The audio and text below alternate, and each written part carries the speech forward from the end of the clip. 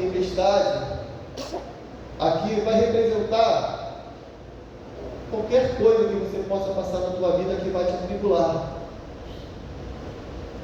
Qualquer coisa. E a gente olha para esse texto, e se você não for crente como você lê um texto desse aqui, se a gente substituir Jesus, por exemplo, vou falar para uma pessoa que é muito meu amigo Luciano, se o Luciano que te chamasse, e você sabendo que o Luciano sabia, é o único que sabia, que tudo isso ia acontecer, e mesmo assim te chamou para você passar por isso, o que você ia falar que o Luciano é? Porque nós sabemos que nada acontece nesse mundo. Não é sem que ele permita, é sem que ele ordene, sem que ele mande. Está escrito na palavra de Deus. Todas as coisas foram criadas por ele, para ele, por meio dele. Uma folha não cai, o mar não avança. Lê o livro de Jó, ele fala. Você pensa que sabe das coisas, Jó? Então eu vou te questionar, aonde você estava quando eu fiz todas essas coisas? Eu aqui não vou ficar falando do livro de Jó, tem 42 capítulos, meu irmão. Imagina Jó escutando Deus falando no ouvido dele. Parece minha esposa falando no meu ouvido o dia todo. Eu fiz isso, eu fiz aquilo, eu fiz isso, eu fiz aquilo. Onde que você estava quando eu fiz isso? Você não viu? Mas foi eu que fiz. Deus fez todas as coisas. Ele estava naquele barco, junto com os discípulos. Ele entrou no barco, chamou os discípulos, sabendo que eles iam passar por aquilo, e permitiu que eles passassem por tudo aquilo que eles estavam passando. E aqui eu quero começar a pregar. Para ser crente e andar com Jesus, sabendo que vai passar por provação, tem que ser uma pessoa com fé e confiança em Deus. Aleluia. Não pode ser frouxo, irmão. O Evangelho é para pessoas corajosas, para pessoas que têm fé, que acreditam. Aleluia. Jesus, ele te direciona, ele te mostra o caminho que ele quer. Quem tem intimidade sabe aquilo que Deus quer para a sua vida. Aqueles que estão próximos de Jesus, como os discípulos estavam, sabia qual era o propósito de Deus na vida deles, porque Jesus desde o início falou para eles. Toda vez que encontrava com um ou com o outro, falava: olha, você veio para quê? Vou te fazer pescador de almas. Vou mudar o propósito da tua vida. Não que estivesse errado. Ele era um pescador, todo mundo aqui gosta de peixe, eu gosto. Mas então agora você não vai pescar mais peixe, você vai pescar homens comigo. Eles sabiam o propósito deles.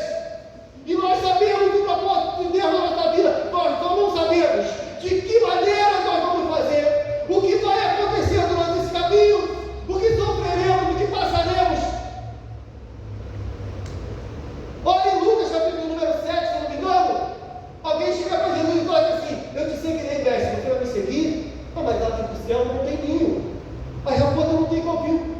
E o filho do homem, aquela pessoa tem ninho, a raposa não tem covil. O filho do homem não tem onde reclinar a cabeça, eu não sei para onde eu vou, não sei o que vai acontecer, aonde o Espírito me mandar, eu vou. Você vai comigo? Aí o outro que estava perto de Jesus falou: e você, segue? Ele falou assim: não, peraí, deixa primeiro eu enterrar os pais. O segundo falou, o terceiro falou assim: ó, olha, eu te seguirei, mas deixa primeiro eu ir lá pedir despedida dos meus pais. Aí Jesus falou para ele: quem tem posto a mão na arada não pode olhar para trás. Sabe o que Jesus estava falando? Para começar a andar comigo tem que saber de uma coisa: eu não tenho aonde reclinar a cabeça. Eu não paro para cuidar de pessoas mortas. E depois que começa, não dá para voltar atrás. Quando Jesus entrou no barco com aqueles discípulos, depois que começou a tempestade, não dava para descer e voltar nadando. Tem que encarar. Aleluia. Para ser discípulo de Jesus tem que ser macho e fêmea. Quem está nesse meio do caminho não é, meu irmão. Tem que ter coragem, tem que ter confiança, tem que ter fé, tem que acreditar no propósito, tem que confiar naquilo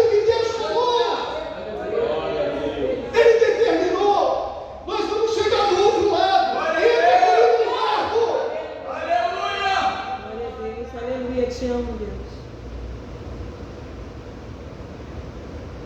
Não quer passar por isso?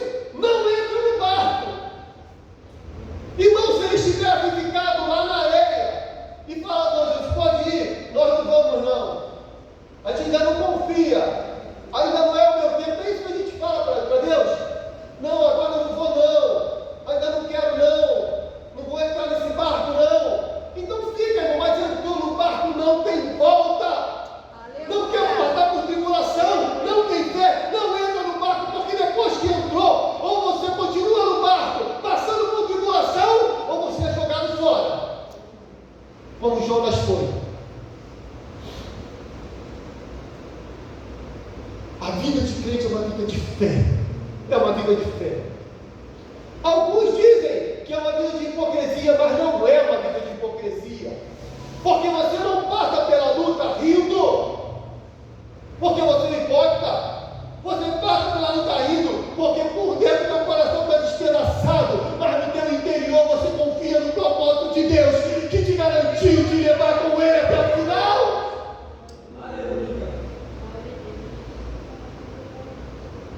Ele garantiu que levaria até o outro lado, mas Ele não disse que as águas não bateriam no barco, que o barco não balançaria de um lado para o outro, que eles não se molhariam. Enquanto eu estava sentado ali, e a gente ministrava, e além de ministrava o hino, o Espírito Santo de Deus me tomou e me mostrou uma coisa, irmãos. Preste atenção. Você pode não entrar no barco, você não é obrigado, mas se você quiser ver Jesus realizando milagre, você tem que estar perto. Não interessa se você vai passar por tribulação, por dores, por lutas. Se você quiser ver um milagre, você tem que estar perto dele. Perto dele. Você sofre, você geme, você passa por situações às vezes humilhantes, como muitos servos passaram. Mas se você quer ver realizar milagre, se você quer ser cheio do Espírito Santo, se você quer ver a presença de Deus inundando o teu ser, você precisa estar do lado dele, ainda que para isso você tenha que passar por essas tribulações. Aleluia, Jesus. É impossível você ver a glória de Deus e você não passar por isso, irmãos. E eu te dou prova, eu podia falar aqui da Bíblia toda, de toda a Bíblia, de Gênesis e Apocalipse. Eu posso pegar um monte de pessoas que passaram por isso. Você vai ver Elias, um homem cheio do poder de Deus, quantos milagres Elias fez. Mas Elias passou por tribulação. Elias teve que enfrentar profetas de Baal, de Azerá. Elias teve que sair fugido da sua nação com medo de ser morto pelo rei. Ele voltou, foi afrontado pelo Jezabel, a rainha. Aí ele fugiu, foi para uma caverna. Segundo alguns estudiosos dizem que ele entrou até em depressão, ficou lá, não queria sair, queria abandonar. Deus foi atrás dele, mandou: descansa aí, Elias, depois tu vai embora de novo, porque tem muita coisa para você. Olha a vida desse camarada. Olha a vida de Jeremias, o profeta chorão, só vivia chorando, reclamando não, só vivia chorando e gemendo, orando a Deus pelo povo dele.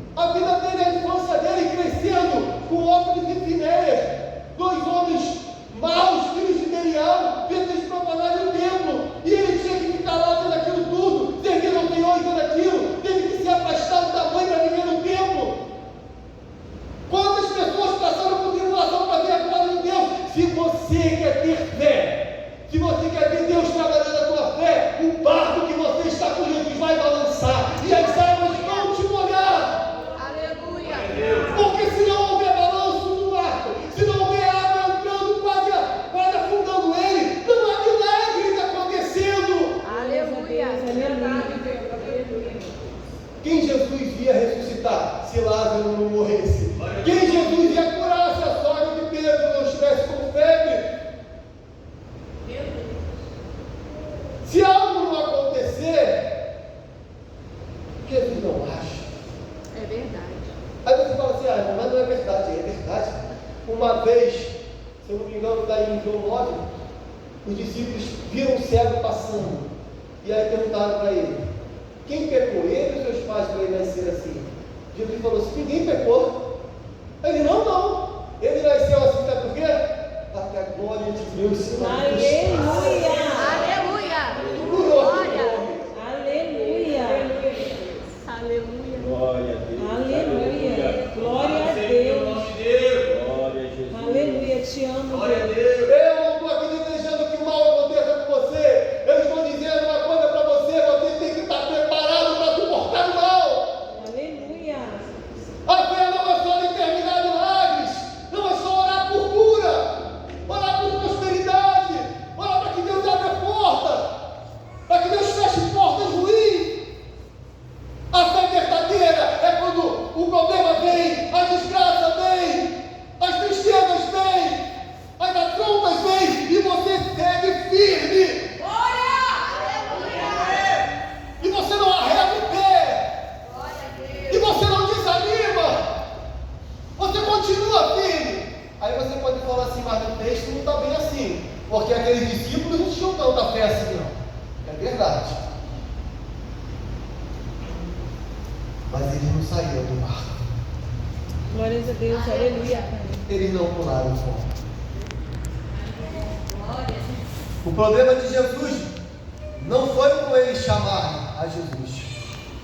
O problema deles é a falta de fé deles, por terem visto Jesus fazer tantas coisas. E quando chegou a vez deles, quando eles passaram por tribulação, eles ficaram desesperados. Sabe por quê? Porque esse texto ensina uma coisa que acontece muito na nossa vida. Nós que somos crentes temos fé alheia, mas não temos fé própria. Quando o problema é com o outro, a gente ora, sapateia, determina, profetiza, mas quando as coisas acontecem com a gente entristece, enfraquece, abandona, larga, desiste e pula fora. E quando eles estavam vendo Jesus curar o leproso, era legal, porque era o leproso que estava lá contaminando todo mundo e não podia chegar perto. E quando ele estava vendo curar febre, levantar aleijado, estava tudo certo, porque não era eles. Mas quando a tempestade se levantou com eles, aí que veio o problema. Mas vejam o que o texto diz. Ainda não tendes fé? Ainda não tendes fé? Porém, Jesus não deixou de acalmar a tempestade. Não deixou de agir na vida daqueles homens. Não deixou de salvá-los daquela situação. Jesus não deixou de escutar a oração deles, o clamor deles naquele momento. O exemplo de fé desse texto está na vida de Jesus. Jesus atraiu aqueles homens para aquele lugar para dar um exemplo do que é confiança e fé no meio da tribulação. Enquanto eles estavam desesperados, porque a verdade, irmão, é que quando a situação é com a nossa vida, a gente perde um pouco o controle. A gente deixa de enxergar claramente como sair do problema. É por isso que quando alguém está com dificuldade, um problema, você é um bom conselheiro, mas quando acontece com você, você não sabe como agir. Porque nós somos assim.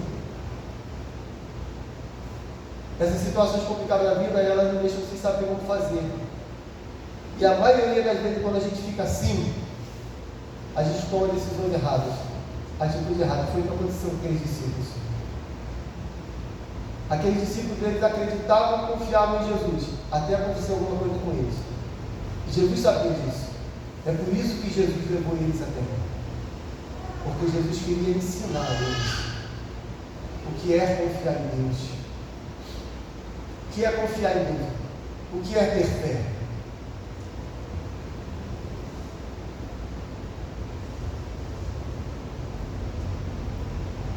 Alguém aqui acha que vai passar por esse mundo sem ter uma tribulação? Ninguém acha.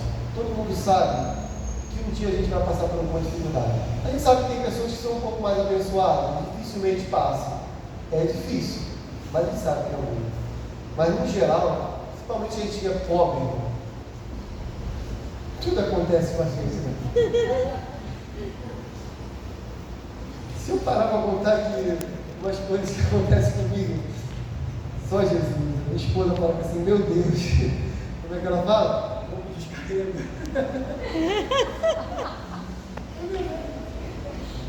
Mas não é só com a gente não, aí eu mostro para ela. Fala assim, a fulano também está passando por isso. E Jesus conhece o nosso interior. Jesus conhece aquilo que nós estamos vivendo. Como a gente não sabe o que vai acontecer, quando vai acontecer, e nem estamos nunca preparados para o que vai acontecer, nós só temos uma coisa a fazer: aquilo que Jesus fez, descansar em Deus. Sabe qual é a maior prova de fé? Não é quando você bate o pé e fala, eu não vou me render, eu vou ser forte, esse problema não vai me derrubar, esse problema não vai derrubar a minha irmã, meu irmão, a gente vai orar, vamos botar o inimigo por terra, vamos pisar na cabeça do inimigo, vamos entrar no terreno do inimigo. Não é. A maior demonstração de fé, de que você confia em Deus, é você fazer o que Jesus fez. Enquanto está todo mundo atribulado, todo mundo preocupado porque veio a Covid. Gente, tem gente usando máscara até hoje. Eu trabalho em hospital, não tem nenhum caso de morte. Pode ter? Eu não sou contra você tomar outras precauções, não. Pelo contrário, usar máscara, lava a mão, limpa a mão com álcool, você tem que fazer mesmo. Mas você não pode entrar em desespero. Acho que eles estavam com medo de morrer, irmãos. Estavam com medo do que ia acontecer. Olha a eleição, o candidato que você votou perdeu a eleição. Ai, meu Deus, o mundo vai acabar, o Brasil está cascado. Será que o Deus que Isaías viu sentado no alto sobre o trono saiu do trono e não reina mais? Não tem mais o controle de todas as coisas na sua mão? Aleluia. A maior prova de que você confia em Deus é fazer aquilo que Jesus fez. Enquanto estava todo mundo desesperado, achando que vai morrer, Jesus está sentado, descansando. Meu Deus, Sacode Jesus, acorda Jesus, porque nós vamos morrer. Jesus acorda para si, você não tem fé. Glória a Deus. Gente, pelo amor de Deus, você não tem fé. Jesus estava falando para eles, a fé não é isso que vocês estão vendo, não. Não é isso que vocês estão fazendo, não. A fé é descansar em Deus. Se você não consegue descansar em Deus no tempo de tribulação, você precisa rever o que é a sua fé.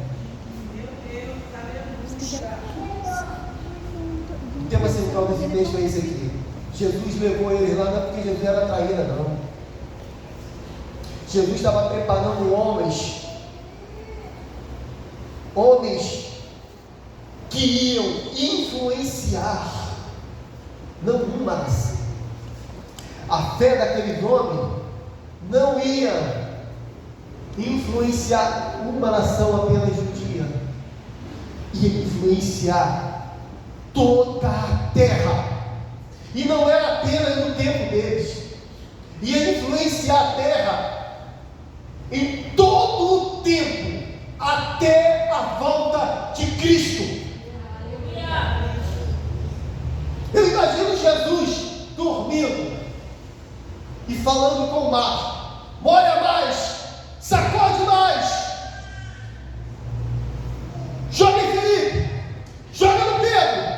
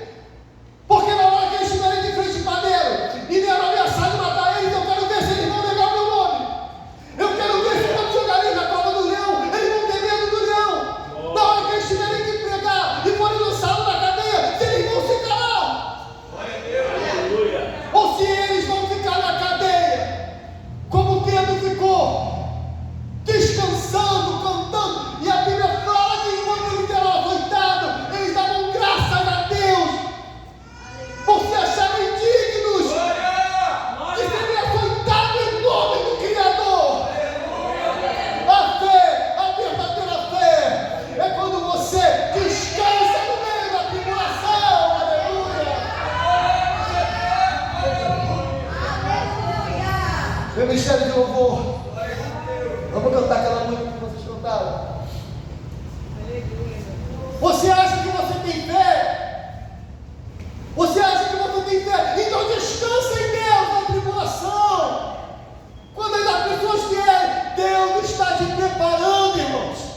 Ele está te preparando. Se Ele te jogar para um lado, te jogar para o outro, se a tua vida estiver de cabeça para baixo, se você continua ouvindo a voz de Deus, te guiando para um lado para o outro, e tudo que você vê na tua frente são problemas, dificuldades, mais dificuldades, Deus está te preparando, te capacitando, olhando para você para ver a tua reação e saber se você realmente descansa em Deus. Quando o mar se levantar contra você, quando as tribulações da vida se levantar contra você, como está o seu coração?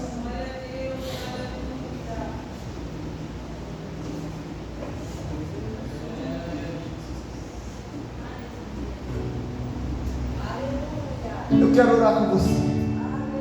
Mas antes você vai se colocar e nós vamos adorar esse Senhor mais uma vez. Aleluia.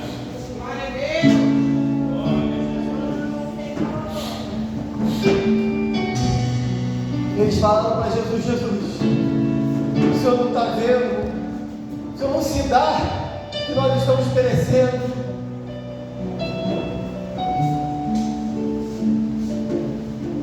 Do outro lado está Jesus descansando e dormindo, descansando em Deus. De um lado estão pessoas atribuladas com os problemas desse mundo, se preocupando com as suas próprias vidas. Do outro lado está Jesus, pertinho do Pai, confiando nos planos do Pai, sabendo que as tribulações da vida não vêm senão para fortalecer a nossa fé, nos trazer experiência com Deus. Aí se o barco virar e a gente estiver junto com Jesus, irmãos, a gente vai continuar com Ele na glória.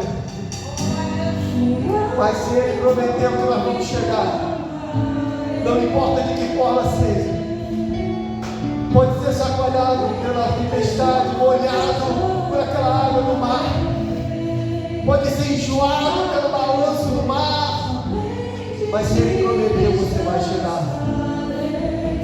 Pois eu sou teu e tu és forte.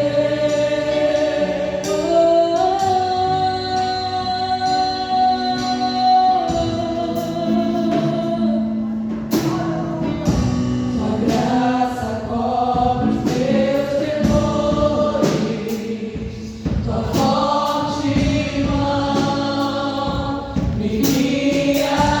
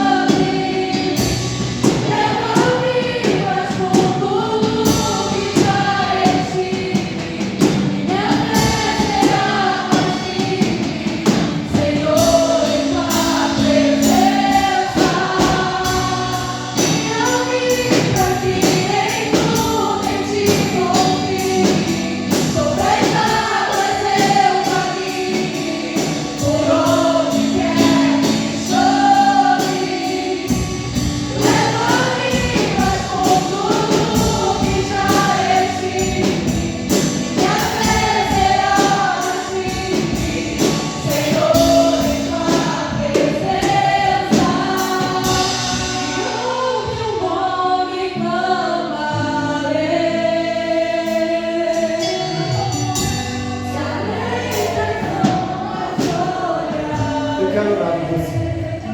Quero orar junto com você. Porque no meio desse mundo de tribulação em que todos nós estamos vivendo, as pessoas estão correndo para tudo quanto é lugar, buscando socorro. E nós sabemos que o nosso socorro é Cristo. Só que as pessoas estão correndo pedindo para que o Senhor acabe com os problemas, com as dificuldades. E o Senhor, como é misericordioso, Ele traz uma cura, Ele nos abençoa, mas a gente acaba de passar por um problema e logo na frente vem outro problema. A gente só muda de problema. E as pessoas estão ficando desesperadas. As pessoas estão entrando em depressão, em pânico. E aí elas vêm até Jesus como aquele que pode resolver todas as coisas e Ele não resolve. Ele deixa passar. Porque as pessoas não estão buscando em Deus a verdadeira fé. Jesus não é um santo milagreiro, a gente vem pregando já há alguns anos. O Espírito Santo, Ele é consolador. Ele consola os corações. Eu quero orar para que o Senhor te dê fé suficiente para que quando Deus Ele agir e mudar, você continuar firme na fé, dando testemunho.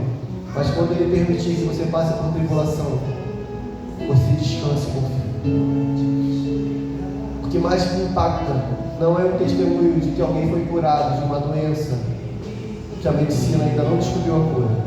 O que mais me impacta é quando eu escuto o testemunho de alguém que fala: eu fui lá consolar e orar para aquela pessoa que estava morrendo, e eu saí de lá consolado, porque ela adorava, cantava e dizia: fica tranquilo, meu coração está em paz, porque eu confio no meu Deus. Aleluia. E se eu partir, eu parto em paz. Senhor, Tu conheces o nosso coração, as nossas necessidades, as nossas angústias, as lutas que nós temos passado. Sabe, Senhor, que muitas vezes nós gememos e clamamos pelo Teu socorro, e às vezes nós não aguentamos mais e fazemos como aqueles discípulos, perdemos até a consciência e gritamos com o Senhor: Senhor, me socorre, não está vendo que eu estou morrendo? Mas eu quero orar nessa noite junto com a Tua igreja, que o Senhor implantou aqui nesse lugar, o Ministério Profético. Que em nós haja a fé e a confiança que Jesus nos demonstrou naquele momento, em que nós podemos confiar no meio da tribulação. Enquanto esse mundo se desespera, quando esse mundo, Senhor, não sabe o que fazer para resolver os problemas da humanidade, as autoridades não conseguem descobrir a maneira de sarar as feridas das pessoas, as necessidades, e os povos da terra estão sofrendo. Nós queremos ter uma confiança em Ti, a ponto de passar por isso, Senhor, descansando, e que essa fé, Senhor, ela seja transmitida para outras e outras pessoas que descansem em Ti, que encontrem em Ti, Senhor, o repouso da sua alma, que consigam se alegrar no meio da tribulação, que tenham a paz que Jesus falou: eu deixo a minha paz eu te dou, não vou ladrão como o mundo dá. Se as bênçãos vierem, te glorificaremos, mas se os problemas vierem, confiaremos em Ti. Que o ministério profético, Senhor, seja um transmissor dessa fé, a fé que descansa e que confia no Senhor. Eu louvo o Teu santo nome por esse ministério. Senhor, abençoa o pastor Márcio, a Leidiane, o Varol, o Ciene. todos os pastores, pastoras, presbíteros, diáconos, todos os obreiros, todos os membros, Senhor. Toda a área dessa igreja, Senhor, que o Senhor levantou aqui nesse bairro. Esse bairro continua sendo impactado, Senhor, pela presença que habita, Senhor, não nesse templo, Senhor, mas nas pessoas que cultuam aqui, que te adoram aqui. Em nome de Jesus eu oro e louvo o teu santo nome. Amém. Agradeço a Deus.